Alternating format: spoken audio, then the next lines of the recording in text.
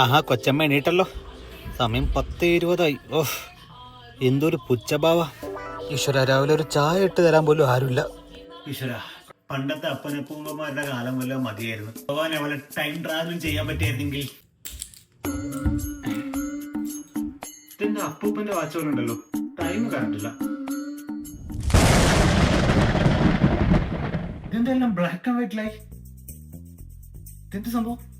D, ഇങ്ങോട്ടൊന്ന് വന്നേ. എന്താ ചേട്ടാ? ശരിക്കും ഒരു അപ്പൂപ്പന്റെ കാലത്തെത്തിയോ? എനിക്കൊരു ഗ്ലാസ് ചായ ഉണ്ടെന്നേ.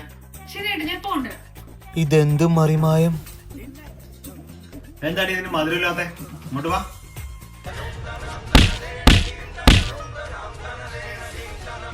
എന്റെ കാലൊന്നും അമർത്തതാ, നന്നായിട്ട് അമർത്തടി.